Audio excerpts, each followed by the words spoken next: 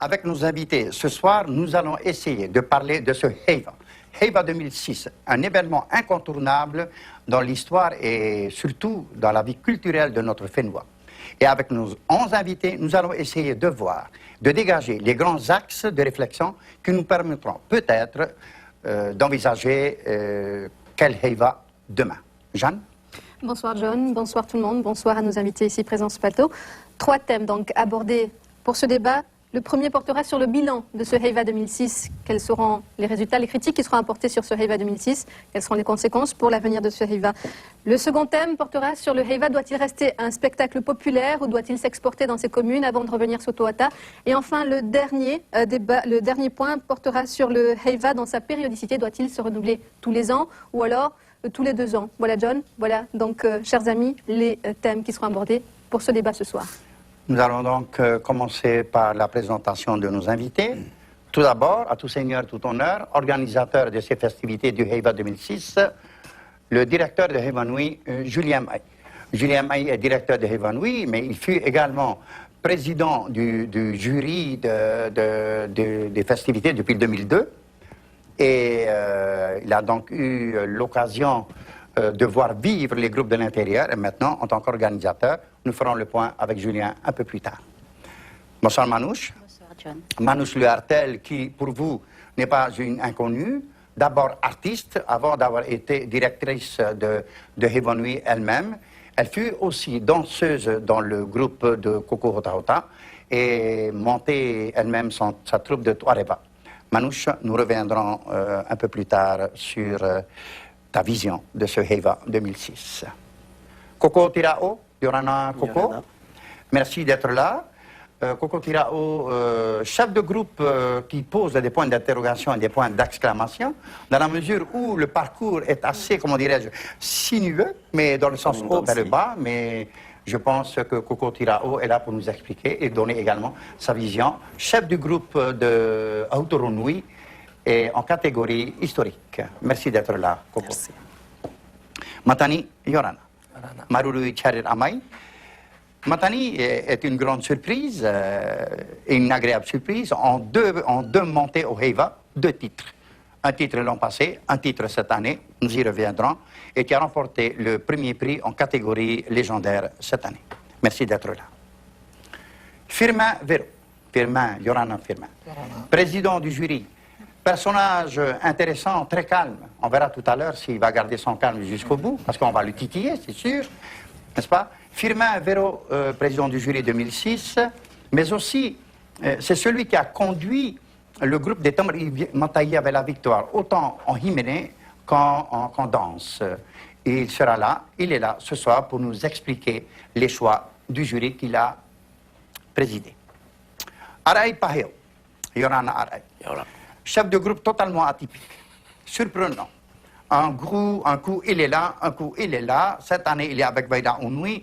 L'année dernière, il était avec Tevaitai. Et c'est lui qui a amené la troupe de Mataïa à la victoire en 2002. C'est bien ça, Président? Maruru Charirama. Piero. Ah, Piero. Piero, le charismatique sans être catholique. Yorana Piero. Chef de groupe des Tamari Oparo. Il vient de très loin, de Rapa. Il arrive et il prend le premier prix. On va voir si tu l'as mérité, Piero. Mais pour certains, c'est sûr. Yorana Piero. Thierry Trompette. Yorana Thierry. Yorana. Alors, Thierry Trompette, chef du groupe de Haiti.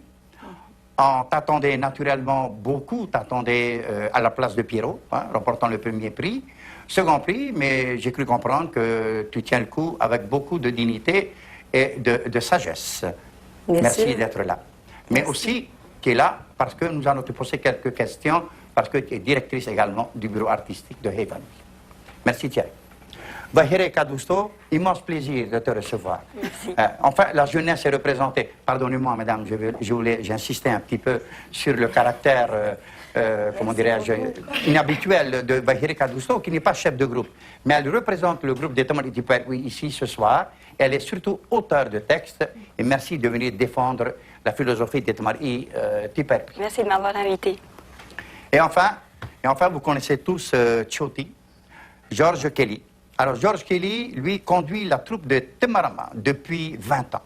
20 ans d'histoire, 20 ans d'essoufflement, mais en même temps, il est là parce que George Kelly a été ancien ministre de la Culture et j'aimerais, si vous le souhaitez, mesdames et messieurs, entendre ce qu'il pense de l'évolution de ce Heiva depuis 1988. Mais pour l'heure, revenons à ce moment particulier du Heiva 2006 à la remise des prix en catégorie historique. Deuxième prix, catégorie historique, et c'est M. Julien Maï qui va remettre le prix. Juste un rappel, il y a 4 groupes qui ont participé cette année en historique. Donc le deuxième prix est attribué à Haiti. Deuxième prix en catégorie historique, c'est le groupe de Haiti.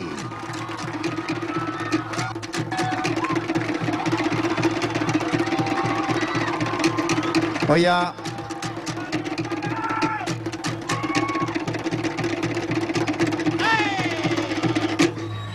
Maruru Maitai, félicitations à Haiti, deuxième prix en catégorie historique. Maman, alors qu'est-ce que ça donne là? Thierry, je dois reconnaître que c'est un instant très particulier, mais certains peut-être ont pensé que tu allais flancher. Tu n'as pas du tout flanché. Mais pourquoi flancher? En fait, le premier prix à recevoir est celui du public. Le deuxième est celui du jury parce que nous le recevons quelques jours après. Et en fait, le gros travail que nous faisons pendant 6 mois, c'est justement de présenter ce si beau spectacle avec tout le monde. Donc l'intérêt est de travailler ensemble et d'arriver justement à communiquer beaucoup de messages pendant un spectacle. Thierry, tu t'attendais cependant à remporter le premier prix au vu du travail que tu as fourni. Ceux-là sans dénigrer le travail fait par les autres groupes. Tu t'attendais quand même à remporter le premier prix. Tu as eu l'occasion de voir le travail de Rapa avant de venir, de faire ta prestation? Non, j'ai refusé de venir voir en fait le travail de tout le monde. Pourquoi? Parce qu'en fait j'étais concentrée sur le mien déjà et que j'estimais de toute manière que chacun a beaucoup œuvré pour leur spectacle et que nous devons respecter le travail de chacun. Donc à partir du moment où nous sommes inscrits à un concours, il y a un gagnant, un perdant et il faut tout de suite l'honorer, celui qui a été validé et celui-là. Donc tu adresses sincèrement tes félicitations à Piero Freire. Je suis venue de bon cœur avec ma mère, tout simplement parce que nous sommes issus de la même souche familiale. C'est-à-dire que ma mère est de famille Teipuari, issue des îles Reivove, et que notre famille est liée avec celle de Fareire. Piero, pardon? Un deuxième hommage. Un deuxième hommage familial, exactement. Il m'a été rapporté, mais ceci, encore une fois, ce ne sont que des rumeurs, hein, messieurs, dames. Il m'a été rapporté que si Thierry Trompette a bien tenu, comment dire, très dignement le choc, dans ton entourage, c'était peut-être pas le cas. Et certaines personnes auraient peut-être essayé de t'influencer pour soit demander faire des réclamations. Est-ce exact? La première personne qui a voulu poser réclamation est celle qui a écrit le thème, en fait. Et je lui ai expliqué qu'en fait, à partir du moment où moi-même, étant à la direction d'une troupe, je ne voulais pas du tout poser réclamation, je ne voyais pas pourquoi elle allait poser une réclamation. Parce qu'à partir du moment où le travail a été fait ensemble, c'est ensemble qu'on devait le décider. Si bien que, on va dire 2 jours après la décision des membres du jury et du président au niveau de l'annonce, nous avons tous pris du recul sur les résultats qui ont été faits. Et que finalement, le plus beau message qui a été dit, c'est un peu d'humilité dans ce concours, qu'il fallait absolument considérer le choix du jury et que nous devions travailler ensemble pour les Heiva à venir. Pourquoi se mettre à porte-à-faux par rapport aux résultats? Pourquoi au contraire? Allons de l'avant, faisons du travail tous ensemble et tout se passera bien. Piero, je m'adresse à toi puisque c'est toi le gagnant. Alors on voit bien qu'ici tout va bien. Piero, est-ce que tu avais des appréhensions connaissant le travail qu'allait fournir Haiti? Tu avais des appréhensions? D'abord, je voudrais saluer toute la Polynésie qui nous entend en ce moment. Je n'ai pas été voir le spectacle de Thierry. Vous vous êtes évités mutuellement. Est-ce que ce fut le cas, pardonnez-moi, j'interromps un tout petit peu, hein, je voudrais poser la question, est-ce que ce fut le cas également dans la catégorie, par exemple, des légendaires? Est-ce que Tamariti Perui est allé regarder Nonahire et vice-versa? Oui, Oui. Moi, oui, je suis allée voir Nonahire, je ne voulais pas rater ce moment-là. Mais tu l'as vu Et, après, n'est-ce pas? Parce que Oui, il me parce semble qu'on que est passé, Tamariti Perui est passé en premier. Et Nonahire, vous êtes allé voir le travail de Tamariti Perui? Je suis allé voir le travail de tout le monde, De tout le monde. de tous les groupes qui ont participé au Heiva. Donc apparemment, c'est surtout à votre niveau, au niveau de la catégorie historique où les choses... Vous avez décidé en fin de compte de travailler uniquement dans votre secteur. Bon, maintenant, une autre question, Thierry. Du fond du cœur, est-ce que tu penses que Pierrot a été meilleur que toi? Je pense qu'il est venu avec un gros travail.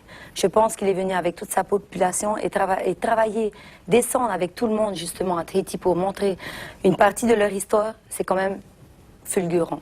Je trouve que nous aussi, nous avons travaillé de notre partie, de notre côté ici à Tahiti, et que c'est pas évident quand même pour une troupe qui ont l'habitude de travailler dans les îles, de venir ici à Tahiti pour présenter justement un spectacle qu'ils ont concocté pendant quelques mois comme nous. Donc vraiment, on doit considérer leur travail comme le nôtre. Il n'y a pas de différence, à savoir que même s'ils ont, ils ont traversé les océans, moi je pourrais retourner chez ma maman, à Revover, rester 15 jours et revenir en même temps pour l'année prochaine. Mais je crois que c'est de mauvais espoir. Pierrot, la question que je vais te poser, c'est la même, dans l'autre sens. Est-ce qu'au fond de ton cœur, tu sais que tu as gagné ou tu penses que Thierry aurait pu être meilleur que toi sur certains points? Honnêtement. Je voudrais remercier Thierry de tout ce qu'elle a dit à notre propos. C'est vrai, on est un peu de même souche des Australes. Je dirais que dans tout concours, il y a des règlements. Il y a un règlement à respecter, à suivre à la lettre. Non, mais ça, je pense que le jury l'a fait. Hein. Ouais, mais je parle au fond de ton cœur. Au fond de ton cœur, est-ce que quand on a dit premier prix, bon, tu savais, hein, premier prix, tu m'as dit au paro, est-ce que tu t'es dit oui, je sais que j'ai gagné, ou bien alors, oulala, j'ai eu un peu de chance là ce soir, et que le jury peut-être a été sensible au fait que je suis une petite troupe et que finalement Thierry aurait pu très bien gagner. Et si Thierry avait gagné, est-ce que tu l'aurais accepté de bon cœur? Tout à fait. Il faut respecter le verdict du jury. Je me rappelle, il y a 2 ans, 3 ans, il y a 12 ans, en 10 ans, on était venus à notre deuxième passage à Vaiete. Avant la distribution des prix, Koko Hotahota, qui était le maître ce temps-là de la DOS, avait opté pour nous. Mais j'ai dit à Koko Hotahota, non, nous avons un jury. Et le jury a opté pour Rekuroni. Il n'y a pas de réclamation. Donc on peut considérer qu'il n'y a pas d'hostilité. La paix est définitivement posée, comme les 2 pierres que tu as posées sur le tower de Toita, n'est-ce pas? Tout à fait, tout à fait. Est-ce que vous avez des commentaires à apporter à ceci? Sinon, j'aurais peut-être quelques questions à poser d'abord au président du jury, que je salue encore une fois, M. Firmin Vero. Firmin, est-ce que vous avez eu beaucoup de peine à départager ces 2 groupes? Nous reviendrons sur les 2 groupes en légendaire également plus tard. Mais pour l'instant, nous sommes cette catégorie historique. Est-ce que vous avez eu beaucoup de peine pour les départager, honnêtement? Avant de répondre à la question, je voudrais tout simplement remercier John, TNTV et tous les invités qui sont là ce soir. Et puis, pour répondre à la question, départager, certainement, puisque nous avons dû travailler avec le règlement et des critères, chose pas évidente sur des principes, parce que tous les groupes étaient à leur hauteur. Je dis bien, tous les groupes méritaient de gagner. Et puis, je voudrais tout simplement remercier le grand vainqueur, d'abord Pierrot, pour sa troupe, ainsi que Thierry, avec Haiti, et le 3e, 4e. Donc, pour répondre à cette question, ça a été dur et aussi facile. Président, on sait que le but d'un président de jury, il est là pour essayer de trouver un consensus. Mais ce que nous aimerions comprendre un tout petit peu, je pense que Julien lui-même, ayant été président du jury, ne pourrait pas me contredire sur ce plan-là. Est-ce qu'il y a eu des tiraillements? Pardonnez-moi de poser cette question, elle est un peu crue. Est-ce que Thierry Trompette n'a pas été quelque part victime, entre parenthèses, de sa popularité et du fait qu'elle est directrice qu'elle est en même temps directrice artistique de Evanouie? Alors que j'ai cru comprendre que Thierry Trompette avait bien posé les conditions clairement dès le départ, qu'elle est directrice, mais effectivement, c'est l'une des conditions pour travailler là-bas. Est-ce qu'il y a antinomie? Est-ce qu'il y a un véritable problème? Et si, quelque part, vous n'auriez pas, ou certains membres du jury n'auraient pas sanctionné à cause de cela? C'est la question que tout le monde s'interroge, que tout le monde se pose. Les téléspectateurs. Je vais tout simplement confirmer, déjà d'une part, ma position en tant que président et en tant que jury, c'est que chacun était libre de faire son choix. Thierry a fait son choix tout en étant directrice artistique. Oui, mais est-ce qu'elle a été sanctionnée pour cela? Non. À aucun moment elle a sanctionné. Elle n'a pas été sanctionnée? Elle n'a pas été sanctionnée et nous avons dit... Ça n'a jamais été mentionné par les membres du jury? Non, à aucun moment, puisque j'ai... Dans les débats, non. Dans les débats, non. À aucun moment, le nom de Thierry Trompette est apparu pour en débattre Thierry. On a débattu sur les noms des groupes, donc Hate Haiti, Tamariki Oparo, ainsi de suite. Julien, est-ce que toi, tu as le sentiment que Thierry aurait dû se présenter uniquement? Tu penses qu'elle aurait pu être victime, malgré tout, de cette popularité-là, d'un double portefeuille, chef de groupe, et en même temps travailler à la direction artistique de Evanui? Non, moi je ne pense pas. Je pense que le problème c'est dans la tête des gens. Je dis simplement que, et je me réjouis d'ailleurs d'entendre Firmin justement confirmer que les membres du jury n'ont pas pris ça en considération. Ils ont noté le groupe Hate Haiti et non pas Thierry Trompette. Donc je pense que effectivement le fait qu'elle soit évanouie dans le cadre de ses nouvelles fonctions, parce qu'elle était enseignante il y a encore 9 mois, tout ça, je pense que c'était un choix qu'elle avait fait. Nous, personnellement, enfin, en ce qui me concerne, tout en restant objectif, je lui disais déjà qu'il y a le phénomène probablement de juge et parti qui pourrait apparaître à l'horizon, tout ça. Mais toujours est-il que ce qui s'est passé en amont pendant le concours des écoles de danse, c'était prévisible. C'était tout à fait prévisible, mais enfin, je la félicite quand même pour avoir eu ce courage d'affronter, entre guillemets, ce tsunami, on va dire comme ça. Et sinon, par rapport à son spectacle, je rejoins un peu les idées de Firmin. Donc, en quelque sorte, si Tamariki Oparo a ressurgi du lot, c'est probablement là où Tamariki Oparo a fait bien, peut-être que Thierry a mal fait. Voilà. Bien. Si je peux me permettre... J'allais justement me tourner vers toi, Manouche, et apporter des précisions, parce que n'oublions pas que toi, tu es artiste, et en même temps, tu as été directrice de Evanui, et justement, j'allais te demander d'intervenir. Oui, enfin, je voulais juste te dire que je pense que ces explications du jury satisfont tout le monde, parce qu'effectivement, je trouverais absolument abominable d'avoir été, en tant qu'artiste, c'est ma fibre artistique qui parle, je serais vraiment choquée de savoir qu'on ait pu sanctionner tout le travail qui a été fait par une troupe pour des considérations, pour un critère qui, au moment du concours, ne doit pas être. Ce critère aurait dû être débattu avant. L'opportunité pour Thierry, en tant que directrice de l'établissement, de se présenter au concours, cette chose aurait dû être analysée avant. Mais dès lors qu'elle est dans le concours, à ce moment-là, c'est qu'elle a été acceptée, c'est que l'ensemble des groupes l'a acceptée, que l'autorité l'a acceptée et que les membres du jury savent qu'ils seront confrontés à cette double casquette, je vais dire. Donc je suis absolument ravie, parce qu'autrement, c'est affreux. Et je voulais aussi dire une petite chose concernant la position, donc le classement de Thierry cette année. Quelque part, ça s'inscrit dans une évolution depuis 2002. Si Julien se souvient bien, en 2002, on a un très grand groupe qui vient en Heiva, repris par son Attira fondateur, qui est Temeva. Et Temeva se fait coiffer au poteau, à quelques points, par Tamar Imateya. On a donc une grande star qui est... Voilà. Et ensuite, on se retrouve en 2004, il me semble que c'est en 2004, on a Ahuturu Nui, avec Coco commande au niveau artistique, chorégraphique, et on a toute Papété qui vibre pour Tamariki Poirani de Macao Foster. Et là aussi, je pense que à l'applaudimètre, le public vibre complètement pour Tamariki Poirani. Et le jury place Ahuturu Nui. L'an dernier, il y a un cas un peu spécial qui est au Traitier, qui revient au Heiva après 6 ans d'absence et qui donc vient en vainqueur. A mis 6 ans pour préparer son spectacle. Et je crois que nous sommes d'accord tous pour dire que Temhu Afenoa est un des plus beaux spectacles de la décennie. Donc, je vais dire, il n'y avait peut-être pas réellement l'an dernier de concours avec au Traitier en lice. Mais cette année, la seconde place de Hate Haiti, avec Tamariki Oparo, s'inscrit un peu dans cette logique depuis quelques années, où il y a un groupe qui arrive avec toute la puissance qu'on lui reconnaît, la maîtrise de son art et une popularité absolument incroyable. Et hop, une troupe qui vient, pas d'un matin, ou une troupe mais qui n'est pas au même niveau et qui s'acoiffe au poteau. Voilà, c'était tout ce que je voulais rappeler. Merci pour ces précisions. Je voulais également poser la question, mais à tout le monde maintenant. Est-ce que vous ne croyez pas que Tomari Oparo a bénéficié de cette espèce de sympathie à cause du charisme de son Ratira, par exemple? Est-ce que les Tomari Oparo n'ont pas bénéficié de Maruru Tetara, mais merci d'être venu de si loin? Est-ce que quelque part, je ne dis pas, cela a fait gagner Pierrot là-dessus? Est-ce que par hasard, il n'aurait pas bénéficié de cela? Est-ce qu'au sein du jury, on n'a pas considéré, peut-être avec un peu trop de bienveillance, le fait que c'est un retour après 10 ans d'absence?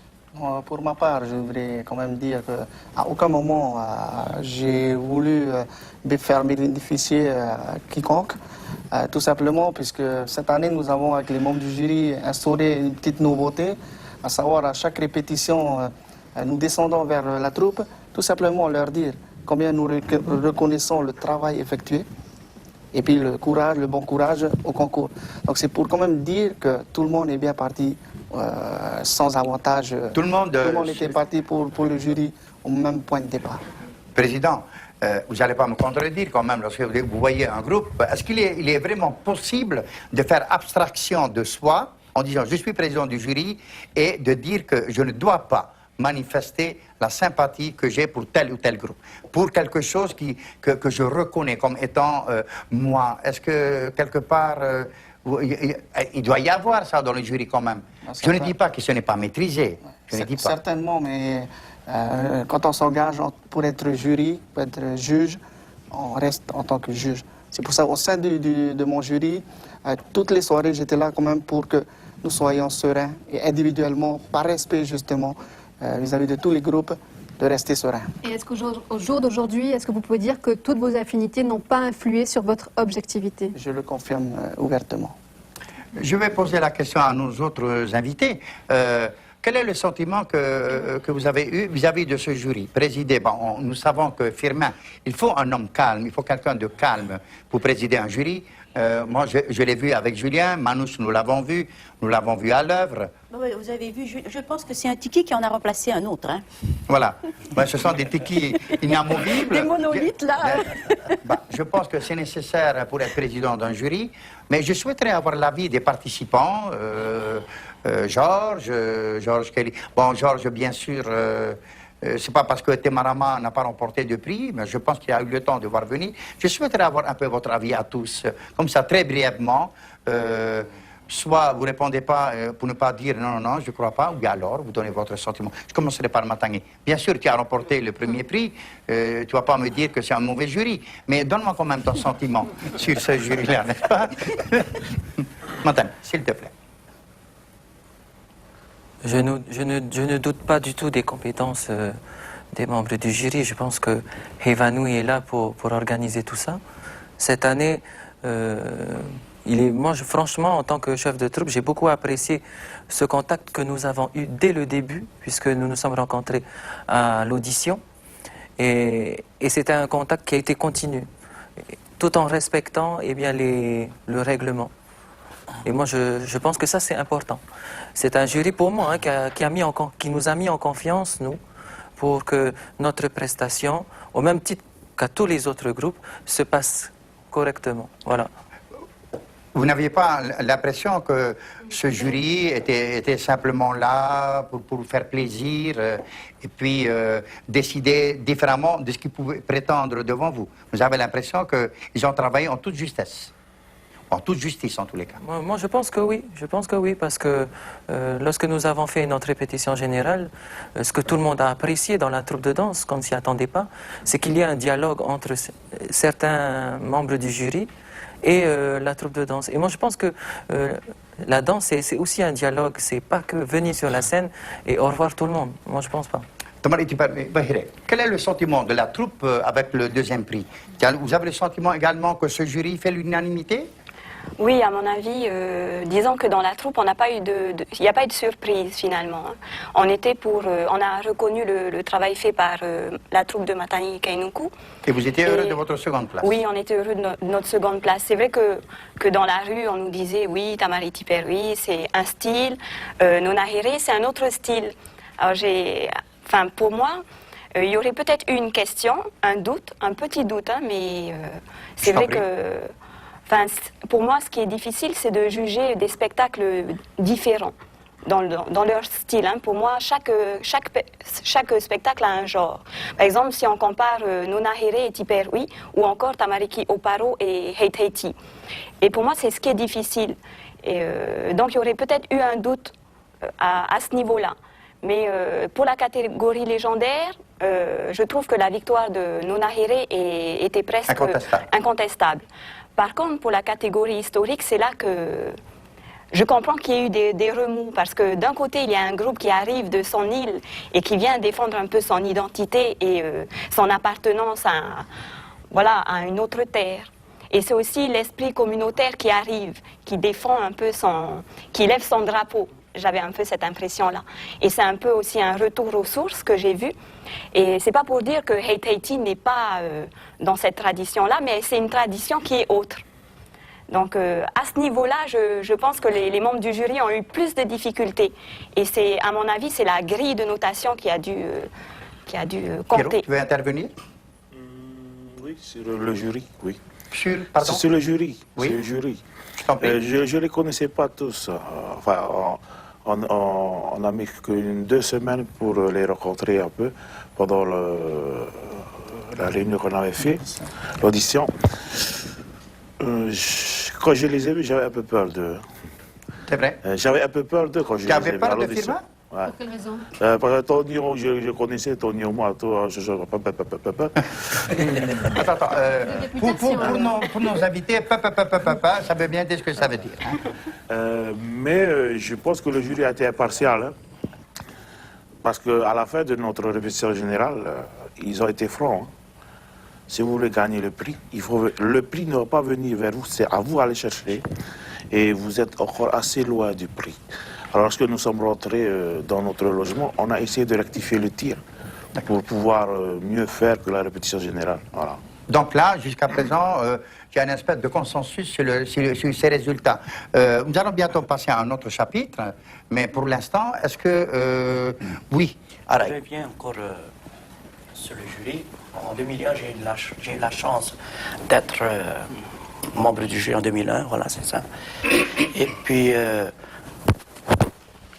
ma conviction personnelle pour cette année, je n'ai rien à dire parce que j'ai fait partie du jury. C'est formidable d'avoir une conviction et d'avoir rien à dire. Je trouve ça excellent. Oui, mais tu te tais, j'ai pas fini. Oui, alors, et puis, nous avons un jury, c'est la raison pour laquelle je dis au chef de groupe,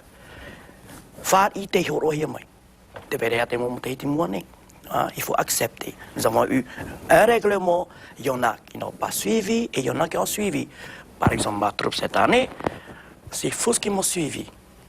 Oui, c'est vrai. Et je ne sais même pas de quel mois. Ils ont tellement suivi que vous avez fait ça en 36 minutes. Exactement. Oh non, pas à 36. 35 40. 40, voilà. D'accord.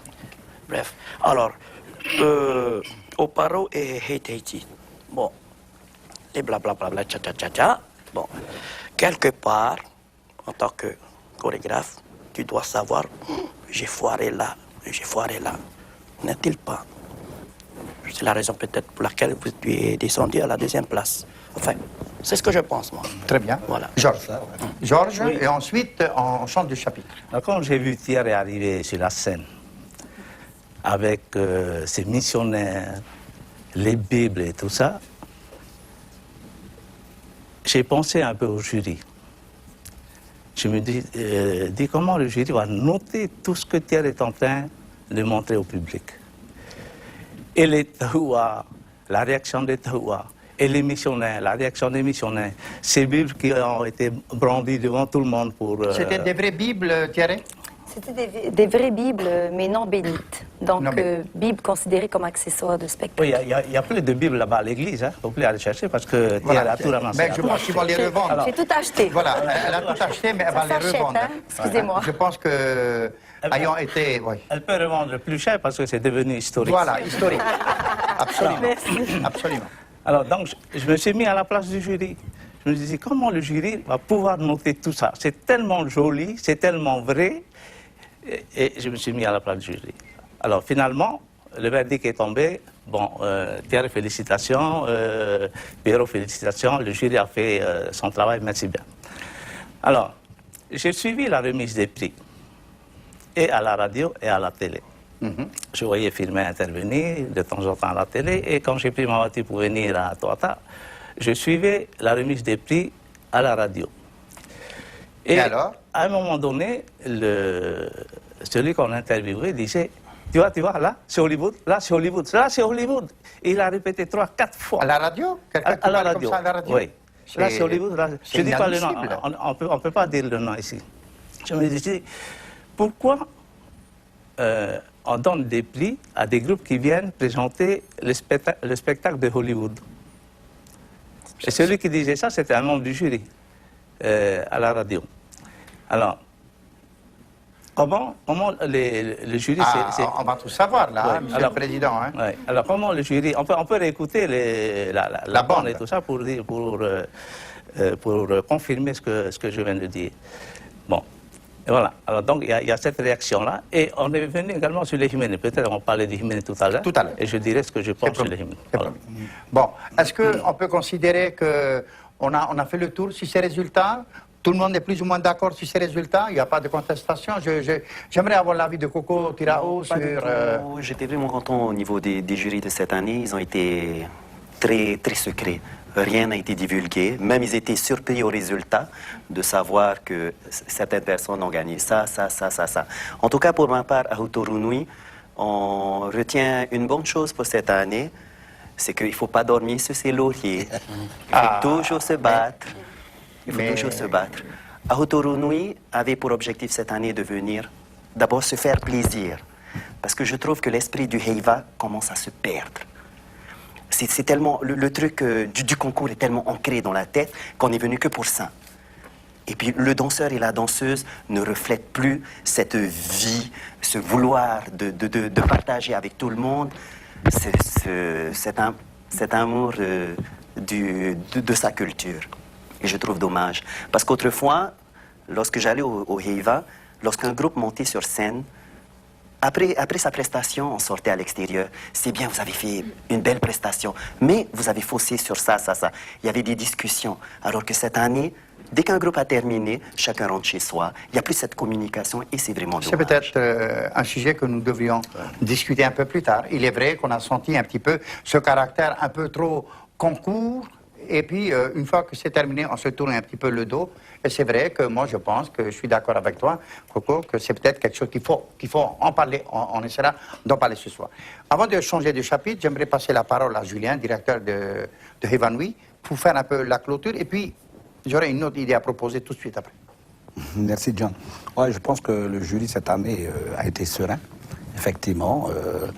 Comme disait également certains de nos collègues ce soir, il y a la prestation artistique, ça, il est vrai. Hein. Je pense que Hetaiti est venu avec une super production. Le fait que Thierry ait mis en avant cette partie de notre...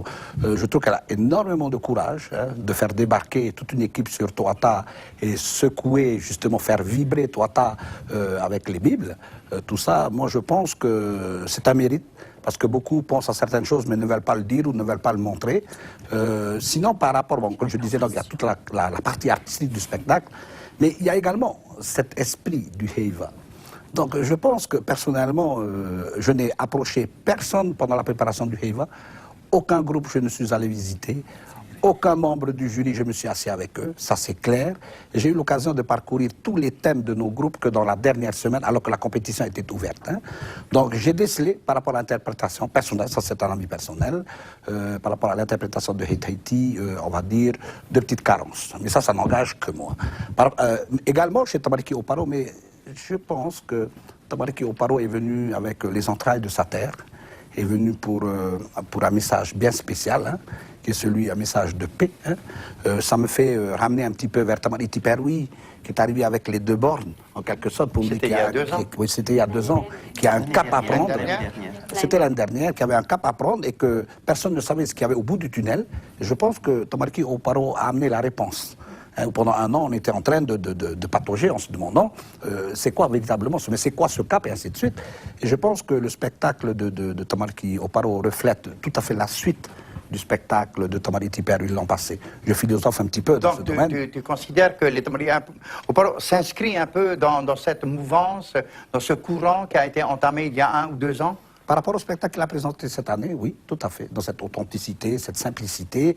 Donc, il est beaucoup plus facile de juger, enfin, on va dire, d'apporter une critique, par exemple, à une grande troupe, hein, comme celle de Haiti, où vous avez 200 bonhommes à gérer sur scène. Parallèlement, on a un Tamariki Oparo qui arrive avec toute sa simplicité, tout ça, et puis tout ce charme des îles Rapa. Mais pour moi, je reste toujours persuadé, ça, Manouche me connaît, que le numéro 2, pour moi, a toujours été le plus beau prix. Oh, tu dis ça parce que c'est Thierry. Non, pas spécialement. Si ça avait été Pierrot, tu aurais dit Pierrot, contente-toi de ton 2e prix. La seconde place. Thierry, j'aimerais, avant de changer de chapitre, j'aimerais pouvoir te poser cette question. Où crois-tu avoir péché dans ce spectacle? Est-ce que éventuellement, tu prends ton regard d'artiste, hein, tu le places comme ça et tu te dis maintenant, je suis metteur en scène, voilà le spectacle que j'ai produit sur le Touata, quel que soit l'avis du jury d'ailleurs, quel que soit l'avis du jury, où est-ce que tu crois que tu aurais pu pécher? Non, je pense que le thème en lui-même, le thème historique qui est la religion, a touché énormément de personnes. Personne ne s'attendait justement à ce qu'on étale l'évolution religieuse dans notre société. Et rares sont justement les parties religieuses qu'on a envie de mettre artistiquement en vue. Hein.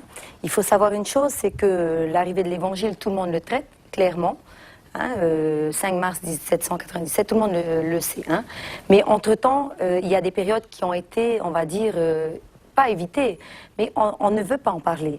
Donc l'idée de Haiti était en fait de mettre en avant un côté historique, mais vraiment historique. Maintenant, tout le monde l'a pris comme il le voulait, selon son statut, selon ses états d'âme. Il n'y a pas de problème. Un spectacle, de toute manière, à partir du moment où il est vu... Toi, personnellement, tu ne vois pas d'erreur d'interprétation par exemple, les Mamayas. Tu penses avoir traité les Mamayas tels qu'ils auraient dû être traités? Non, je ne dis pas que nous n'avons pas fait d'erreur. C'est ce que mais je voulais pense savoir. que nous avons fait un travail sur le thème en lui-même, nous avons fait des recherches. Maintenant, au jury, à nous dire sur quel côté nous devons améliorer. Toi, de ton côté, tu ne vois pas synthèse. pour l'instant où est-ce que tu as pu pécher. Manouche? Oui, je pense que, enfin, moi qui n'ai vu aucun de tous ces spectacles, puisque je travaillais beaucoup au même moment, et donc j'ai vu aucun spectacle, mais au vu des résultats, il me semble évident que Haiti était trop nombreux, trop beau, un chef, un leader trop féminine, belle, jolie, avec en face Pierrot, un spectacle beaucoup trop sophistiqué, ça doit être ça, puisque de notre côté, on a quelqu'un qui vient avec ses tripes, avec il représente son île. Quand je vois les costumes, il n'y a pas photo. Je veux dire, d'un côté, on a les costumes tout simples en Opaero de Tamariki Oparo, alors qu'en 92, ils avaient fait 2 costumes. Ils avaient le costume en Opaero et aussi un costume somptueux. Là, cette année, ce que j'ai pu voir hier à la télé, quelques passages, c'est resté très simple. Voilà. Considérons, pour boucler, que c'est la rigueur qui a remporté sur la complexité. Hein. On peut considérer que vous êtes capable de vous embrasser, Pierrot? Je peux te demander d'aller... On s'est bien embrassé. Non, mais on a envie de voir ça, Pierrot. Tu peux... Ah non, bon. Non, d'accord. Nous empêche de le faire, mais c'est vrai que vous vous envoyez des bisous en toute sincérité. Bien. À la soirée de la distribution, c'est... D'accord. C'est le contraire. Bien. Nous allons donc passer au... Bon, ce qui est formidable, c'est que je trouve qu'il y a un consensus extraordinaire. Je dirais même un triste consensus. Hein, mais nous allons poursuivre cette émission. Et donc, nous allons laisser la parole à Jeanne. Je t'avouerai même, John, que je suis loin de l'animosité que j'attendais en fait de ce plateau, parce que je pensais que Pierrot et Thierry allaient certainement se déchirer, mais finalement, on a affaire à des candidats chaleureux et exemplaires, on va dire. Ouais. Tout à fait. Alors, ce que je propose tout de suite, chers amis et chers amis téléspectateurs, c'est que l'on entame le second thème de ce débat, qui est le Heiva populaire, est-ce qu'il doit donc rester populaire? On est descendu dans la rue, on vous a interviewé, on vous a posé cette question et voici ce que vous nous avez répondu. Je pense que le Heiva est un spectacle populaire avant tout et il est resté d'une certaine façon. C'est important de garder la culture polynésienne. Grâce à ça, on fait durer notre culture et le Heiva. Ça a toujours été. Je ne sais pas pourquoi on va changer. Et puis les autres, ils participent aussi. Pourquoi pas? On commence à perdre un petit peu la coutume ancienne. Et puis, bon, c'est vrai on modernise, le temps se modernise, mais il faut quand même qu'on garde l'ancienne coutume. Je pense que ça fait partie de la coutume tahitienne donc, et du folklore. Et je pense que c'est une très bonne chose que le Heiva, justement, persiste et continue comme ça.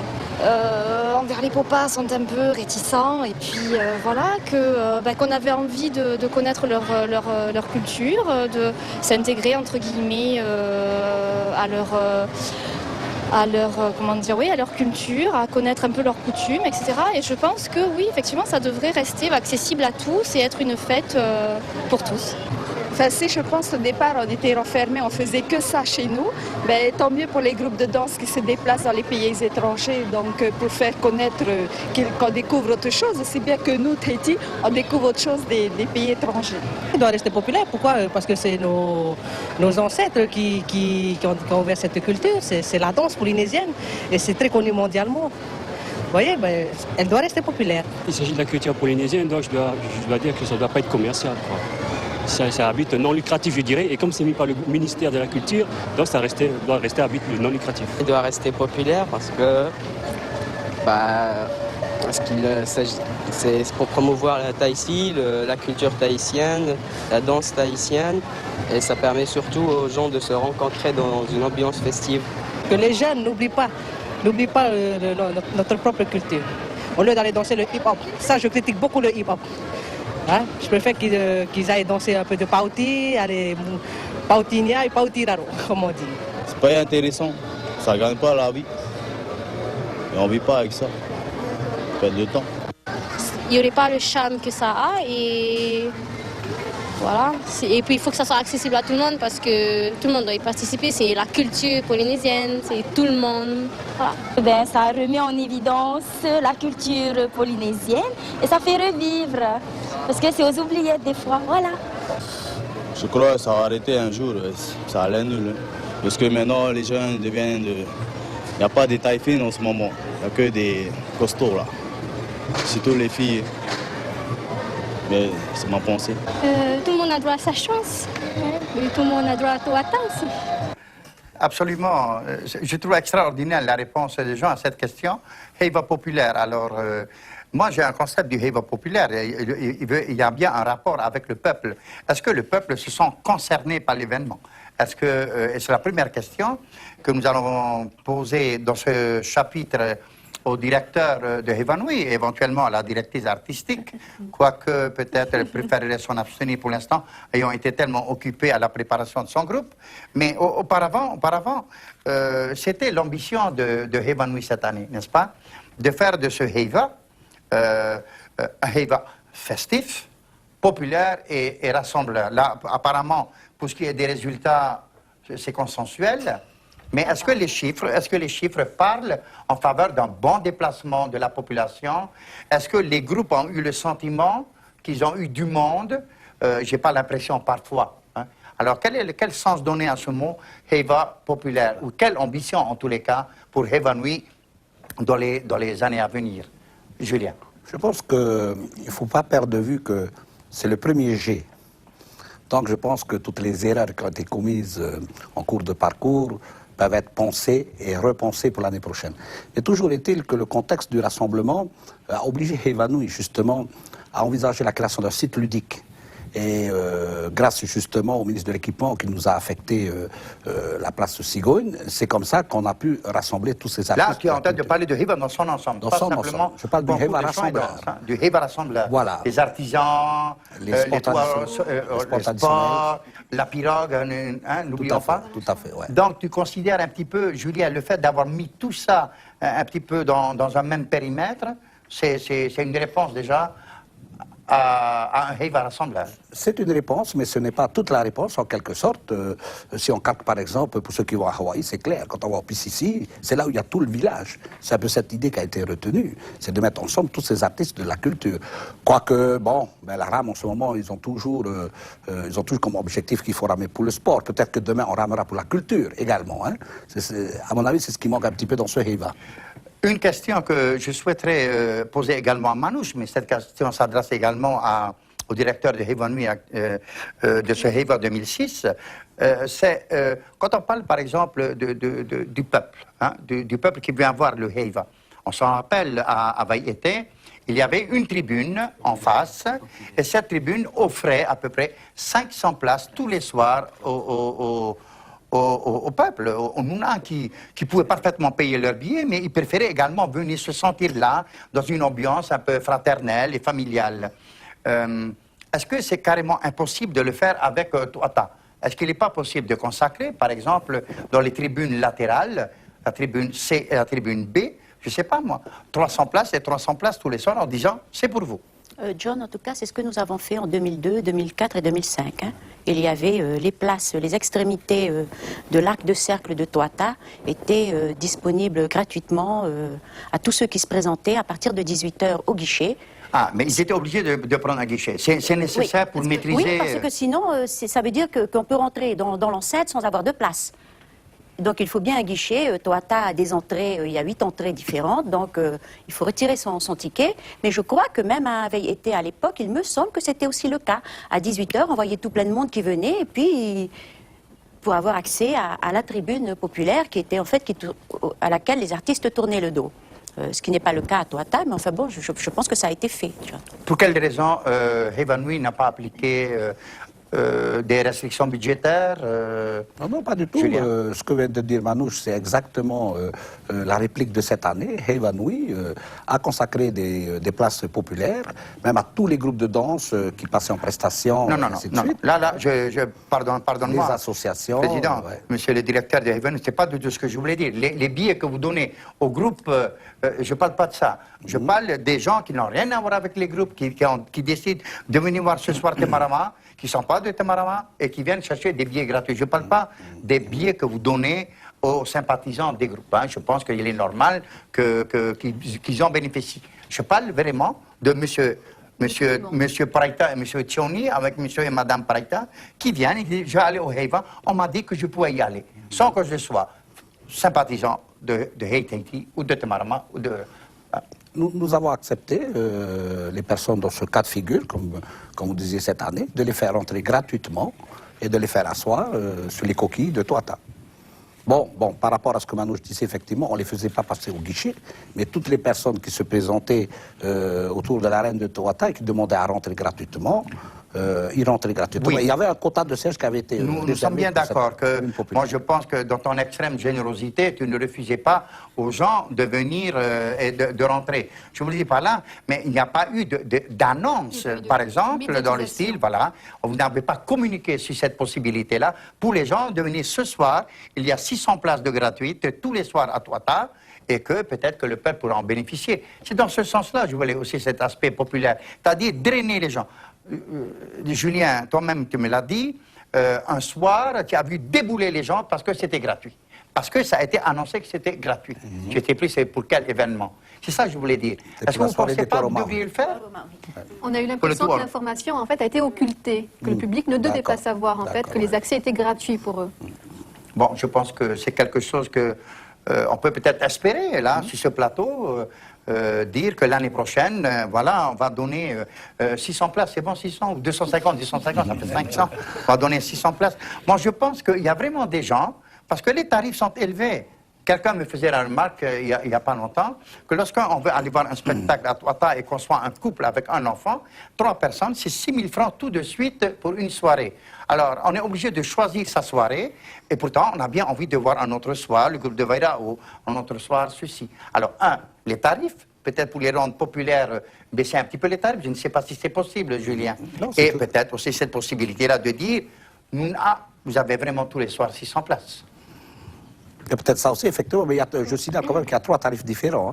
Et lorsqu'on est sur Touata, lorsqu'on a ce privilège d'être sur Touata, où que vous soyez assis, parce qu'un groupe, il n'arrive pas avec sa chorégraphie mobile. Elle tourne, elle fait des 360 degrés, elle fait des ronds-points, comme un peu partout dans la ville. Alors que tu sois assis sur le latéral, dans le virage ou en face, parce que même ceux qui sont assis en face, tu as des chorégraphies cette année faites par Haiti, par Tamarki Oparo, où les artistes avaient le dos tourné à la tribune officielle.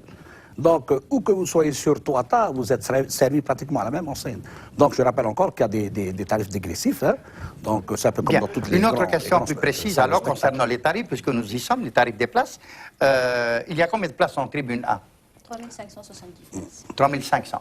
3000. Si les 3500, combien sont donnés pour les officiels, pour les amis des amis, tout ça? Combien tous les soirs de places sont données aux officiels, considérant aux officiels? Combien? 200 à 300? Non, cette année, 162 au carré VIP du ministère et 68 pour Evanoui. Point final. Tout le reste, c'est à vendre. C'était à vendre. Bien.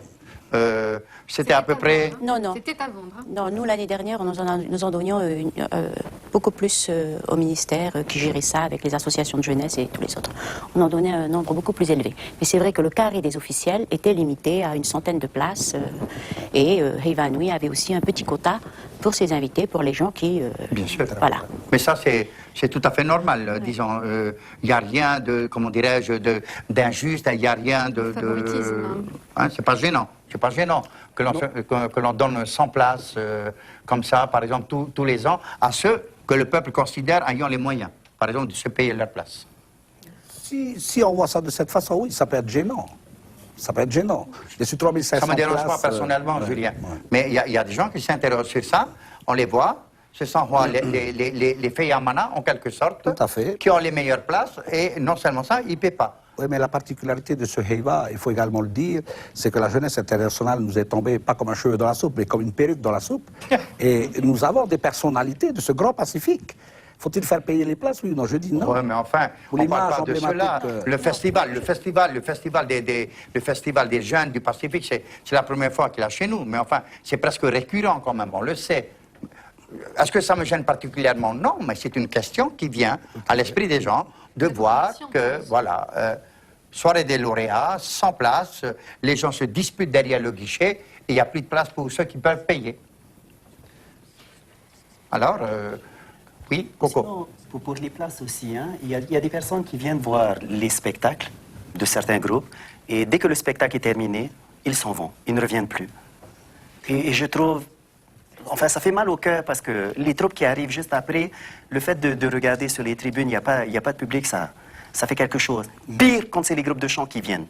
Alors là, c'est un désert complet. Un désert complet sur Touata, et je trouve ça aberrant. D'où la question du tarif des places attribuées, en fait. D'où Et c'est l'importance dommage. de cette question.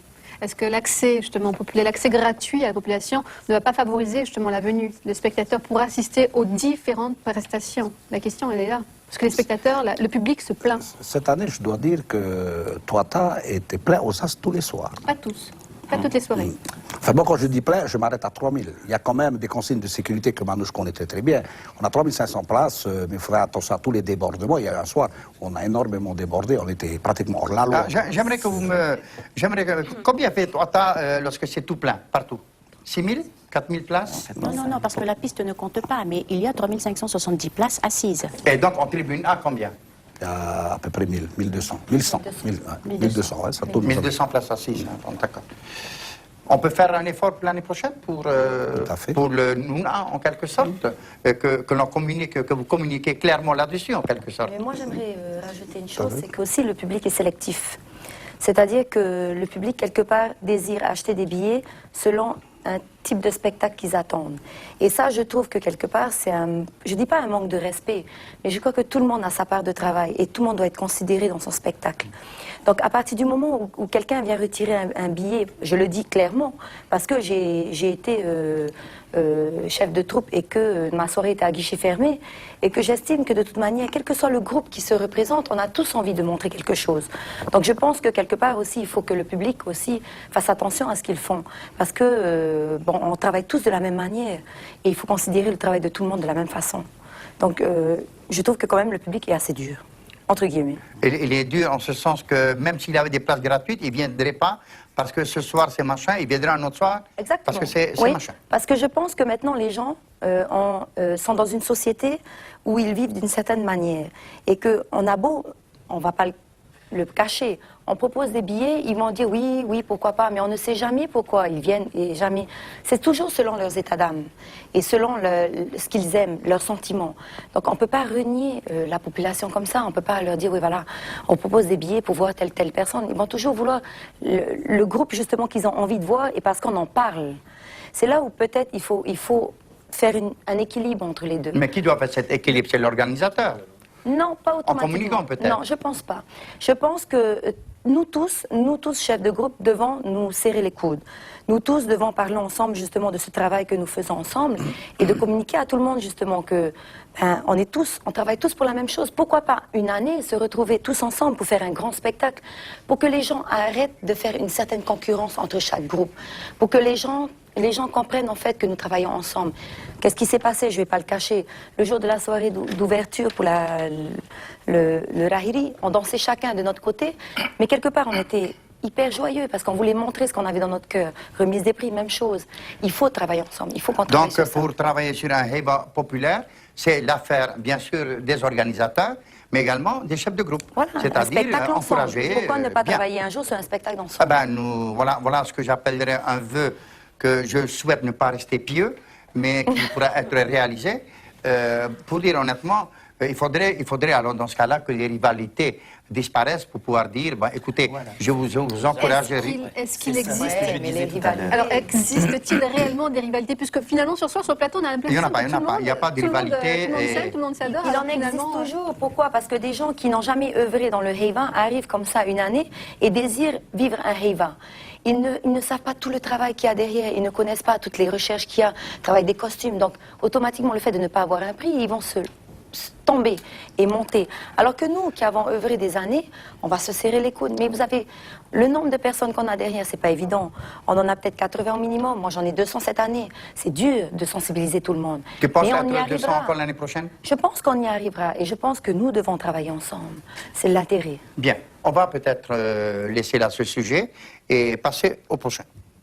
Le prochain sujet qui relate en fait des communes. Est-ce qu'il faut que le Heiva se passe dans les communes ou est-ce qu'il faut qu'il revienne à Tuatha? Pour ça, on a interviewé donc deux maires. Il s'agit de M. Bruno Sondras, maire de Papara, ainsi que Dofan Domingo pour Hitia Otela.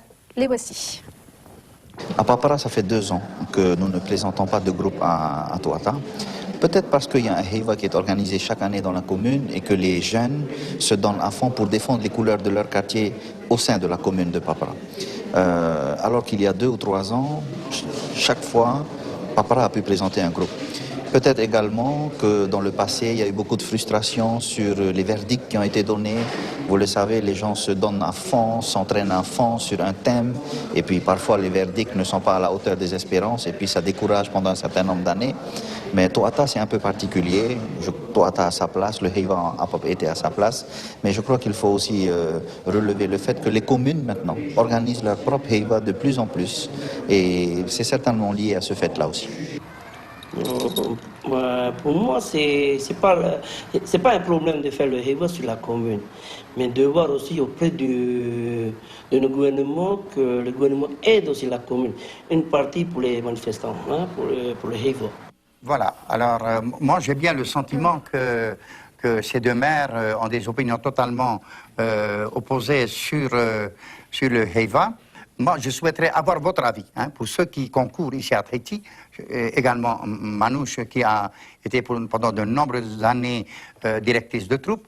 Est-ce qu'il est envisageable, est-ce qu'on peut sérieusement envisager le Heiva de cette importance-là, c'est-à-dire qui regroupe tous les meilleurs de l'île, en principe, dans le cadre d'un Heiva communal? Par exemple, l'année prochaine, c'est Papara, c'est Popete, c'est Matayea. Est-ce que c'est matériellement possible? Qu'est-ce que vous en pensez? Je souhaiterais rajouter qu'il ne faut pas oublier les îles. Ah oui. Sans parler des îles. On peut envisager peut-être Montréal, Tahiti. À qui je pourrais...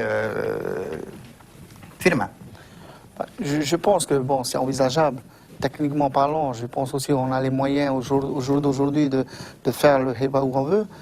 Mais il faudrait quand même qu'on qu'on se dit, et que ça soit aussi clair que possible, que pour les districts, par exemple, c'est aussi le moment opportun de venir affronter les troupes de la ville pendant le Tiuré, pendant le Heiva lui-même. Oui, nous sommes d'accord, Monsieur le Président, mais justement, comment il s'appelle, Bruno Sandras, qui a participé pendant de nombreuses années avec le groupe de Papara au Heiva de Tuatha ou de Vaiete, il considère qu'ils se sentent très bien à faire le Heiva chez eux. Hein, à faire le Heiva chez eux. Juste pour continuer, par contre, il faudrait remettre en place, puisque habituellement, nous avons 2 années de Heiva, et puis le 3e, c'était un festival, d'où justement, une année, nous sommes venus à Natevaevao avec 3 communes rassemblées pour porter les couleurs de Natevaevao. Donc c'est aussi le moment, et je pense, une bonne idée que j'espère qu'on va remettre en place. Quelqu'un veut rebondir, sinon je poursuis, j'ai une autre... Oui, Bahire? En fait, à mon avis, le premier problème, ça sera de trouver un cadre pour chaque spectacle dans les communes. Et ça sera au départ un problème technique, un problème de logistique. Si on arrive à trouver une scène de l'ampleur de Tuatha, par exemple, à mon avis, ça sera possible d'organiser un Heiva de cette teneur-là. Dans les communes. Et ensuite, ça sera un problème à savoir est-ce que les communes voudront accepter les autres groupes, puisque apparemment certains se sont détachés pour certaines rancœurs et certaines déceptions par rapport au prix. À mon avis, c'est déjà une petite réserve pour les Heiva dans les communes. Anouche? Je pense qu'il n'y a pas d'impossibilité à conserver les deux, mais je vois difficilement la disparition du Heiva Itaiti. Et le Heiva Itaiti, il est à Papeete. Autrefois, il a été à Tarahui, puis il a été à Vaiete, et maintenant il est à Tuatha. Donc, il n'y a pas je ne vois pas où est le problème que Papara ait un Heiva, que Hitiaotera en ait un, que Mahina en ait un. Après tout, autrefois, le 31 décembre, par exemple, pour fêter la nouvelle année, tous les districts avaient leurs petites baraques et tout ça. Donc, dans ce même concept, je crois que c'est tout à fait acceptable, convenable. Pourquoi toute la population, le Heiva, c'est pas seulement les soirées de chants et danses, c'est aussi toute une animation autour, c'est de la restauration, ce sont des petites baraques foraines et tout. Et c'est vrai que si toutes ces populations qui sont aujourd'hui de plus en plus nombreuses dans ces communes doivent, pour s'amuser un peu et s'éclater, systématiquement descendre à Papeete, je crois qu'on voit tout de suite les problèmes qu'on pourrait avoir, c'est-à-dire beaucoup d'accidents et de choses comme ça. Donc ça a été une manière, je pense, très intelligente des maires de ces communes de gérer ce phénomène. Maintenant, je crois que Tuatha n'ira nulle part ailleurs que là où il est. Ça, c'est de l'utopie. Au niveau logistique, c'est invraisemblable. La logistique qui est mise en place à Tuatha, c'est une centaine de personnes qui travaillent chaque soir que Tuatha est activé. Ce sont des conditions de sécurité que personne d'autre ne peut réunir, et je ne suis d'ailleurs pas certaine que Tuatha les remplisse à 100% aujourd'hui. Mais ailleurs, c'est impossible de l'imaginer. Et ça pourrait se faire sans la logistique que procure Tuatha, à condition que les Atirapupu qui sont ici autour de ce Tewe acceptent de concevoir des spectacles dans des conditions qui ne sont plus celles que Tuatha leur offre depuis que Tuatha existe, à savoir depuis l'an 2000, et qui sont des conditions exceptionnelles au niveau de la planète entière.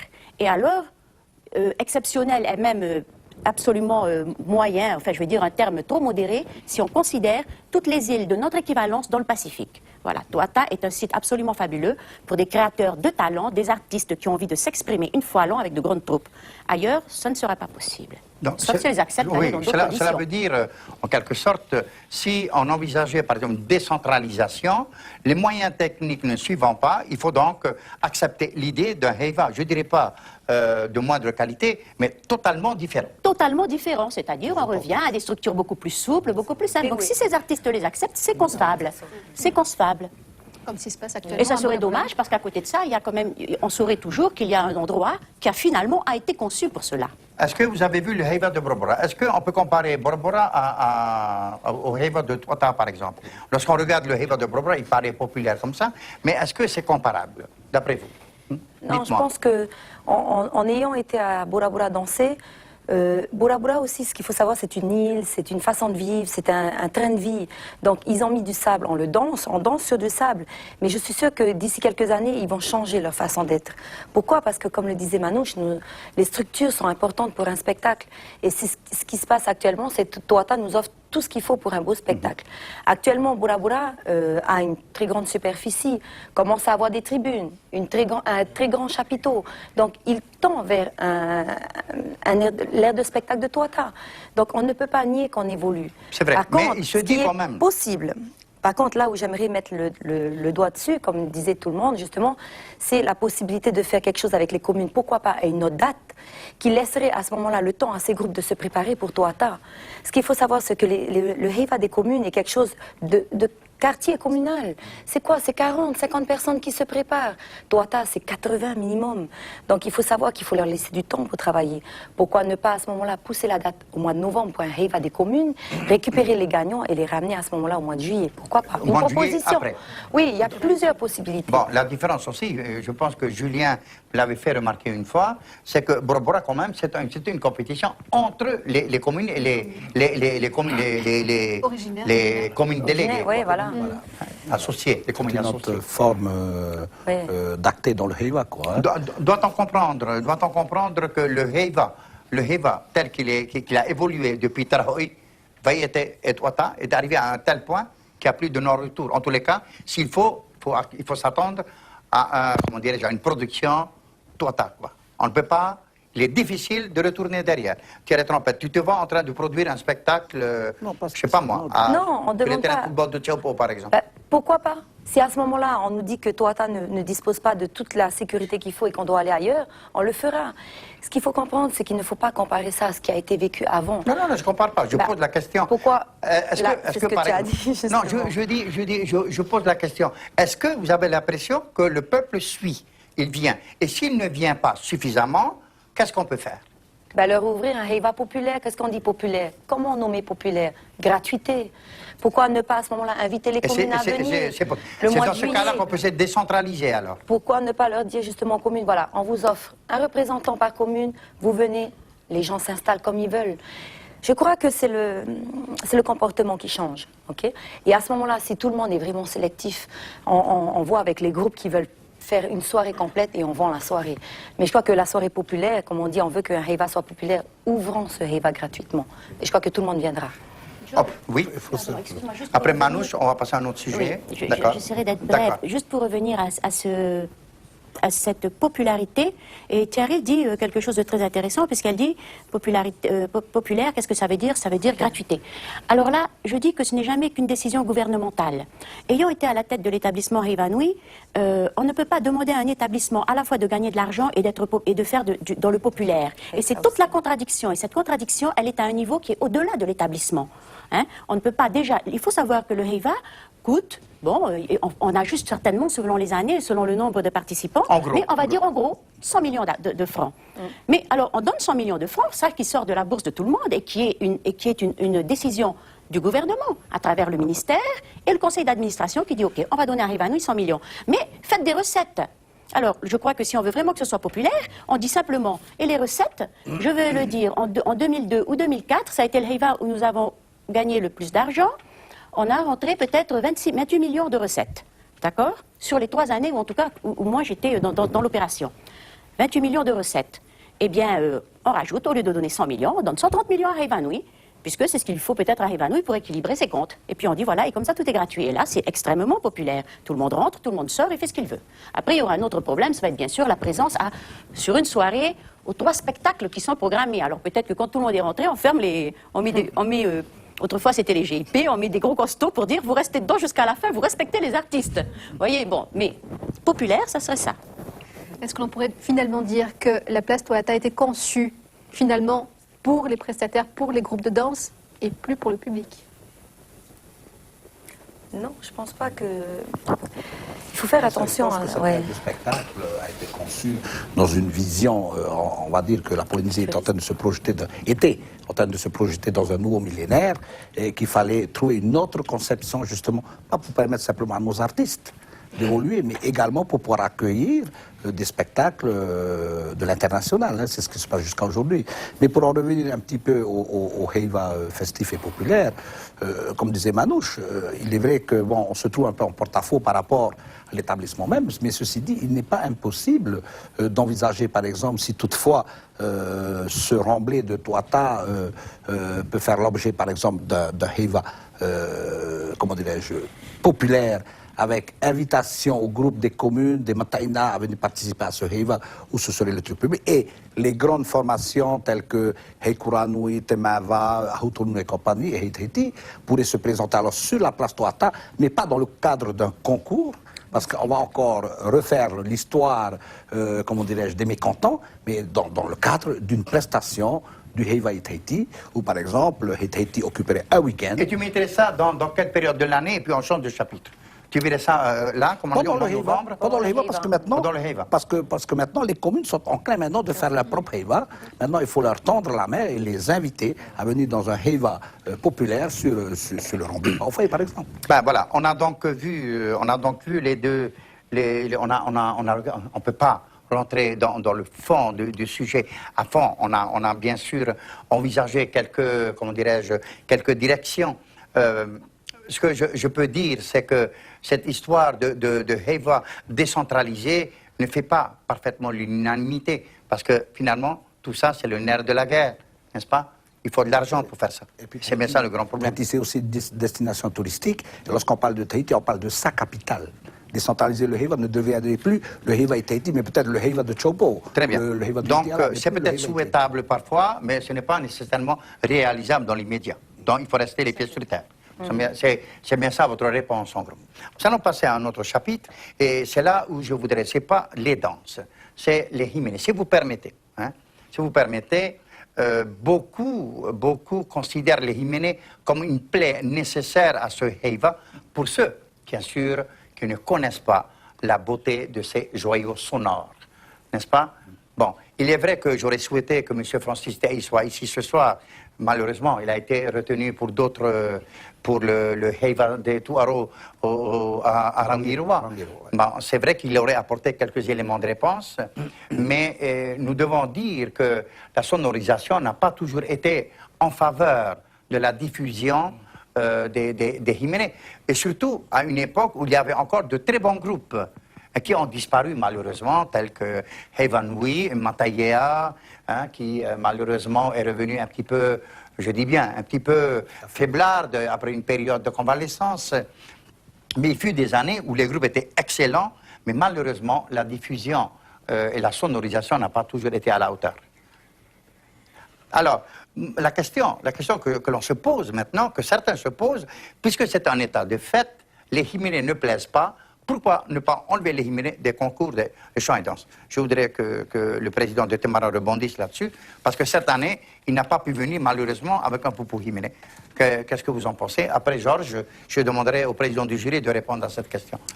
Oui, je crois qu'il est très difficile d'apprécier les chants Tarawa et Ruo si on ne comprend pas bien le tahitien. Il y a donc un travail d'information qu'il faut faire tout au long de l'année. Il y a un travail d'information. Et il faut également bien comprendre le tahitien, parce que dans les 8 strophes de Himene Tarawa Raromatai, les 8 strophes racontent toute une légende.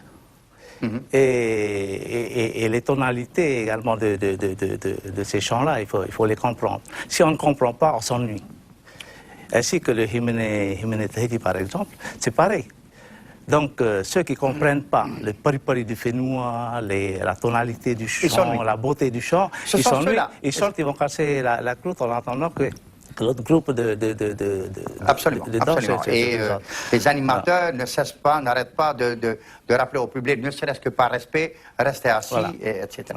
Donc, et il n'en demeure pas moins vrai que les hymnes ne plaisent pas au public. Bon, il y a une question d'information. Ça dépend quel public. OK. Mais est-ce que, pour autant, certains disent, pourquoi ne pas séparer les hymnes? Je vous dis, très personnellement, je suis totalement contre cette mesure. Mais certains s'interrogent sur la possibilité, pourquoi ne pas séparer, par exemple, les hymnes des danses? On avait imaginé à un moment donné, de séparer les danses des hymnes. Mais on s'est dit qu'on est sûr que les soirées des hymnes, il n'y aura personne. Il y aura ceux qui aiment les hymnes, comme Temaramo par exemple, qui aiment beaucoup chanter. Mais est-ce que les autres groupes vont participer à cette soirée, vont venir écouter Temaramo ou les autres groupes chanter? Le problème est là, c'est est-ce que le public va répondre à cette invitation-là? Mon sentiment, c'est que cette année, hein, je ne sais pas quel est le sentiment du président du jury, Julien, très honnêtement, mon sentiment, paradoxalement, puisqu'il y a plus de Tarva Tahiti cette année que de Tarva Rarmatai, c'est-à-dire moins mélodiquement développé, et pourtant les Tarva Tahiti étaient là, j'ai eu l'impression, malgré tout, que le public était un peu plus attentif. Est-ce que nous sommes en train d'aller vers, comment dirais-je, non pas une appréciation généralisée des hymnes traditionnels, mais peut-être à force d'explication, peut-être à force de communiquer dessus, et puis surtout, il faut dire aux gens, ce sont de véritables joyaux, et ce n'est pas évident dans un premier temps de le comprendre. Est-ce que vous ne croyez pas que les stations de télévision, que la radio devaient faire un travail également d'éducation tout au long de l'année et ne pas attendre que les hymnes se produisent pour dire les hymnes sont là, on vous invite à venir. Président. Je crois et je pense que le hymne Tarwal en lui-même a sa place dans le Hiva lui-même. J'ai aussi remarqué cette année que, comme John rappelle, que cette année, les groupes, voire même le public a été plus patient qu'habituellement, puisqu'il n'y avait pas ce mouvement, dès que le premier groupe de danse a terminé, c'est toute la population qui est venue soutenir cette troupe qui sort. Donc je pense que, comme Thierry le disait aussi, c'est aussi la part des chefs de groupe. C'est un message, c'est cet ensemble qu'il faut continuer dans ce principe. Concrètement, qu'est-ce qu'on peut faire pour que le public, hein, parce que bon, il y a un travail certainement auprès des groupes, auprès des danseurs, pour dire intéressez-vous au hymne, s'il vous plaît, soyez gentils. Mais concrètement, et là je m'adresse à la direction artistique de Hevanui, vous avez des projets, vous avez des vues. Comment faire pour que le public s'intéresse au hymne? Non, je pense qu'en fait, déjà d'un point de vue éducatif, il faut savoir que le cycle 3 déjà intervient au niveau du Tarava Tahiti. Donc, qu'est-ce que ça veut dire? C'est qu'on touche les enfants et que des enfants, tout remonte. Les parents viennent voir leurs enfants, les parents prennent un peu plus de considération, les enfants sensibilisent les parents et tout s'enchaîne. Ensuite, peut-être ce qu'il y a à faire, c'est que, bon, pourquoi ne pas faire un début de concours, pourquoi pas, avec justement des taravas. Mais ce qu'on sait très bien, c'est que les jeunes, lorsqu'ils chantent, peuvent casser leur voix, n'est-ce pas? Exact. Voilà, donc il y a aussi des limites d'âge au niveau du chant. Donc c'est là où il y a beaucoup de paramètres à prendre en compte. Mais je pense qu'il ne faut pas s'arrêter par rapport à quelques années où le public a déconsidéré le chant. Je trouve que cette année, si certains sont assis et ont aimé, c'est que on les a sensibilisés. Continuons, il faut les informer, il faut leur dire ce qui se passe. Et on a surtout l'impression que cette année, les chants étaient beaucoup plus courts. Est-ce que la durée intervient finalement sur l'oreille des gens? Est-ce que les gens sont attirés par le temps que l'on met à interpréter ces chants? Non, la durée, je ne pense pas que la durée est un des paramètres. Mais là où je voudrais rebondir, c'est que cette année, il y a quand même l'innovation. Pendant que les groupes de chant ou de danse se mettaient en place, Hevanui a mis en place, je pense que ce qui est formidable, ce qui a permis aussi aux spectateurs de rester assis, c'est qu'il y avait pendant 1 minute projection de passage d'un groupe au sein des troupes. Et je pense que c'était une bonne idée. Bon, certes, il faut trouver d'autres pour maintenir ce public. Est-ce que vous ne seriez pas favorable dans l'ensemble? On sait que les groupes de danse peuvent danser du 1er janvier au 31 décembre. C'est une façon de présenter les choses. Les Pupu Himene, à l'exception de certaines manifestations religieuses, telles que le mois de mars, n'est-ce pas, le 5 mars, mais dans l'année, il n'y a pas de confrontation pour les Pupu Himene. Est-ce que vous ne pensez pas qu'il y a une période qui serait bonne à cela? C'est la période du mois de novembre. Est-ce qu'il est envisageable? Est-ce que Hevanui peut envisager un aspect de tataout particulier au Himene avant la fin de l'année, ce qui permettrait, ou alors en début d'année, ce qui permettrait à ces groupes-là de garder le tonus jusqu'au mois de juillet ou du Heva, par exemple. Julien. C'est tout à fait envisageable. Bon, déjà, le 5 mars prend sa place justement dans le premier semestre.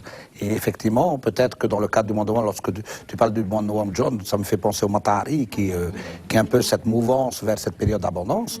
il est tout à fait envisageable, effectivement, de créer un concours pour les Himénés, peut-être dans un autre cadre, alors là, dans les jardins de l'Assemblée ou sur le marais Aroro, ça c'est à étudier, tout ça. Donc c'est envisageable. Mais le fait de vouloir dissocier OTA et Himéné pour le Heiva, pas question. Personnellement, j'y suis opposé. Personne n'est favorable, honnêtement. Est-ce qu'il y a quelqu'un qui est favorable sur ce plateau à la dissension de ces deux événements? Personne n'est favorable. Nous arrivons presque au terme. Le temps est vite passé. Je ne sais pas si vous vous êtes rendu compte. Le temps est vite passé. Alors, je vais vous demander à chacun de conclure rapidement sur ce Heiva 2006. Et je vais démarrer par Temarama et on revient comme ça. Ensuite, on revient de l'autre côté, si vous permettez. Oui. Assez brièvement, donnez votre sentiment. Est-ce que Temarama revient l'année prochaine? Temarama, ce n'est pas nous à décider. Ce n'est pas aux responsables de Temarama à décider, c'est surtout les jeunes du quartier. Cette année, on a commencé tard parce que les jeunes du quartier sont arrivés tard à la répétition. Et donc, ce sont nos jeunes du quartier qui décident si Temarama revient l'année prochaine ou non. Donc, je ne peux pas vous dire si Temarama... Mais Georges et Evelyne seront toujours là. Ils seront toujours là et on est prêt à recevoir la relève, celui qui après bien venir prendre la relève, parce qu'on est quand même arrivé à un âge où il faut passer la relève. Voilà. Merci Georges. Thierry, quelques mots. Nous allons essayer de comment on dit, ici un hapotopoto, Thierry, quelques mots. On sera toujours là, on soutiendra la culture et il faut que ensemble nous y arrivons. Merci Thierry, merci beaucoup. À l'année prochaine. À l'année prochaine. Tu reviendras cette fois-ci avec qui? Bayrao. Toujours. Tu veux parier avec moi? Parier? D'accord, ce sera Bayrao. Matani, félicitations encore une fois pour le titre de lauréat. Quelles sont les perspectives, très brièvement, de Nounahéri? Ce Heiva, c'est bon l'année prochaine? Oui, nous sommes très contents pour cette année. D'ailleurs, je suis Thierry et tous les autres chefs de groupe qui veulent bien construire quelque chose de nouveau pour les années à venir. Concernant populaire, il est vrai que beaucoup d'histoires d'argent dans cette histoire. Argent, populaire, je pense qu'il faut encore en réfléchir. Et concernant les Himénés, il est vrai que les Himénés sont essentiels même dans les groupes de danse. Parce que sans eux, eh bien, on ne ferait que du tohéré. Je pense que voilà, je pense que c'est important parce que c'est chanté. Voilà donc mes sentiments. Je suis très satisfait et je suis prêt à travailler avec les autres. Bien, Manouche. Je voulais juste dire que j'espère bien qu'il va y avoir un 125e Heiva parce que c'est quand même un des événements, ou si ce n'est pas l'événement au monde, qui a la plus longue longévité. Et je vois vraiment mal Thierry et Julien ayant à supporter le poids d'un pas du Heiva qui s'arrête. Donc j'espère qu'il y en aura un 125e. Et si tu permets, John, je voudrais profiter de l'audience que tu nous donnes pour rappeler à tout le monde que le musée a une très belle exposition qui se consacre 75 costumes de danse depuis 1947 à nos jours.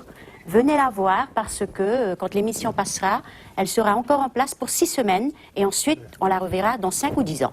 Voilà, je peux vous garantir, je suis allé voir cette exposition. C'est une pure merveille.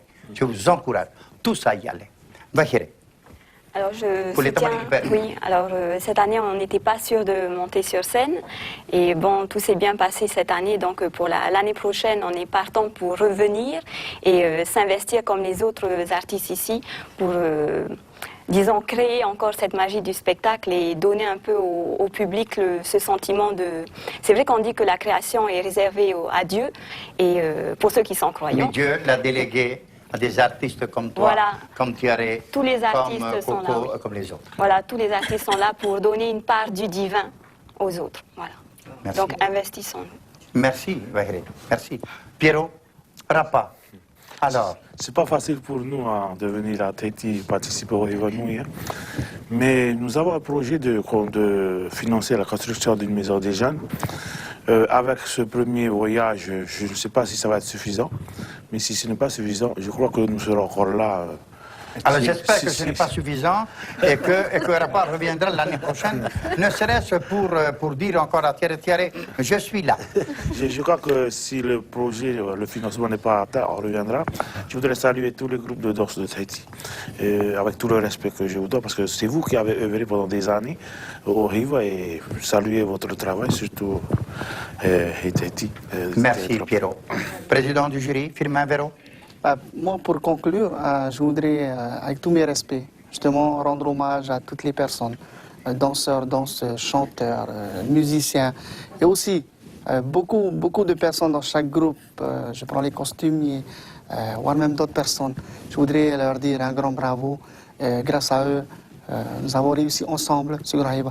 J'étais là non pas pour détruire, mais pour bâtir. Et avec tout le message des chefs de groupe, je les suis avec cœur et je serai là pour bâtir notre Hiva, notre prochain. Franchement, voilà un Hiva que j'appelle un Hiva sans PAPA. Maintenant, je crois au miracle. Coco. Alors, merci déjà de nous avoir invités. Et puis, alors, Aotearoa ne sera pas là l'année prochaine.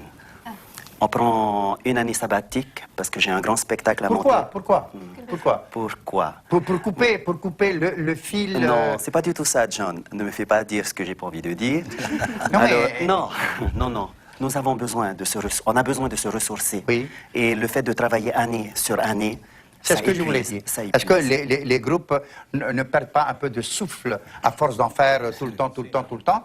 Et c'est la question que je voulais poser un peu à Thierry, mais apparemment, elle a encore du souffle pour revenir l'année prochaine. Non, sinon Aotearoa ne reviendra pas l'année prochaine. On prend une année sabbatique, mais on a un grand déplacement à faire sur la Nouvelle-Zélande, parce que le rêve de Aotearoa, sur son logo, c'est de faire le Natira entre les trois pays qui nous entourent, la Nouvelle-Zélande, l'île de Pâques et Hawaï. Coco, je peux te garantir que tu nous manqueras. Ça, c'est juste moi. Maintenant, il faut que je débat avec le bureau. Voilà, si maintenant, le bureau ça, c'est autre chose. Parce que si le reste de ta troupe part avec les autres, elle va se retrouver avec 250 personnes et je ne sais pas comment elle va gérer ça. Hein. Ou alors elle, ou alors un autre groupe. Mais en tout cas, les pensées seront avec les troupes qui participeront l'année prochaine. Et c'est de bon cœur qu'on accepte notre 3e prix parce qu'on s'est dit qu'on allait venir pour le fun et on a fait le fun sur scène. Coco, je voulais te dire, maintenant c'est un message personnel. J'ai suivi le parcours de Aotearoa depuis 2000. Bravo. Merci, parce que dans la défaite, vous êtes resté digne, comme Tahiti est resté digne cette année. En tous les cas, moi, je suis... perturbé, hein? Non, je suis émerveillé je suis émerveillé et attristé par tant de consensus, mais je trouve que c'est bien. Ça prouve que ce Hiva est une réussite. C'est pour cela que je vais céder la parole en dernier à l'organisateur de ce Hiva, à Julien. Je croyais que pour son absence l'année prochaine, Coco allait nous dire qu'il allait au Mont d'Or et non pas à Hawaï. Enfin bref, oui, effectivement. Effectivement, le Hiva 2006 se termine. Hein. C'était l'édition, la 124e édition, comme disait Manouche. Mais ce que je dois dire également, c'est que pour ce premier jet au niveau de Hiva Nui, nous avons quelque peu travaillé sur les bases qui nous ont été inculquées par Manouche, ça je le dis honnêtement, par rapport au règlement que nous avons peaufiné, évidemment. Mais disons que la base a déjà été jetée en quelque sorte depuis 2002. Et cette année, on a fait que de peaufiner. Et dans les membres du jury, les anciens sont également restés parce que c'est une transmission, effectivement, de maturité dans ce contexte. Mais sinon, c'est un grand merci à tous les groupes qui se sont énormément dépensés encore. Et je pense que dans le cadre de ce renouveau culturel, donc... je parle de l'ensemble de ce Hiva. C'est quoi ce mot-là, ce renouveau culturel? Qu'est-ce qu'il y avait eu avant, là? Qu'est-ce qu'il y avait eu avant? C'était des vieilleries, des chaussettes trouées? Non, avant, on dansait à Toata, on vendait des collets coquillages à Oretinihau, on lançait le javelot au musée de Tahiti des îles. Voilà ce que j'appelle le rassemblement. Voilà, effectivement, donc on ne va pas encore parler de ce site ludique. Mais enfin, toujours est-il que... Tu es satisfait, Julien? Je pense que les objectifs sont atteints, plus ou moins. Mais on peut encore améliorer ça pour l'année prochaine. Et là, je me réjouis parce que justement, je sens émaner de tous ces artistes, chefs de groupe, dirigeants de troupes, tout ça, justement cet esprit de vouloir encore faire mieux l'année prochaine, et surtout de travailler sur le fil conducteur que nous a amené Tabarki Oparo, travailler dans les deux pierres de la paix. Voilà. Dernière question, Thierry.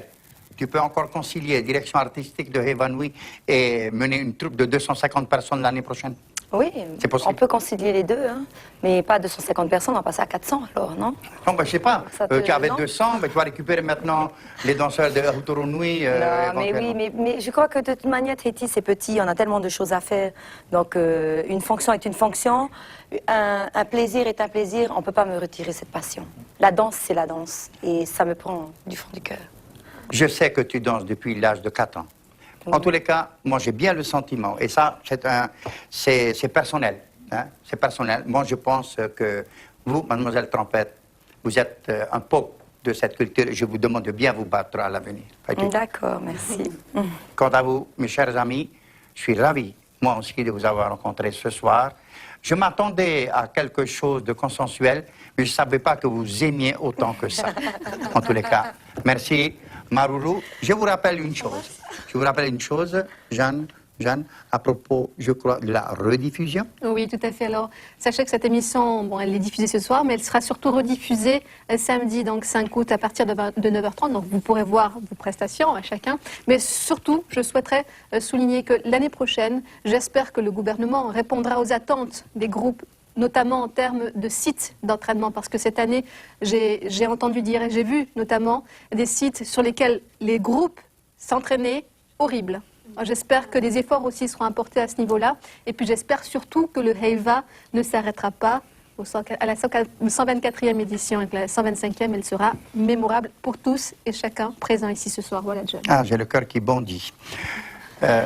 Chers téléspectateurs, donc rediffusion, rappelle-moi les dates. Le samedi 5 août à partir de 9h30 du matin. De 9h30 le matin. Et pour l'heure, je voudrais, avant de vous quitter, avant de remercier encore une fois les invités qui ont été formidables ce soir, vraiment le grand amour consensuel, tout ça extraordinaire et miraculeux, et j'y crois dorénavant. Je voudrais remercier l'équipe technique qui a fait un travail magnifique, décor, les tikis de notre ami Axel, le POE, enfin c'est magnifique. Je trouve que cette émission, je sors d'ici avec presque les larmes aux yeux. Merci, John. Merci, bonsoir, chers amis. Prochain Heiva.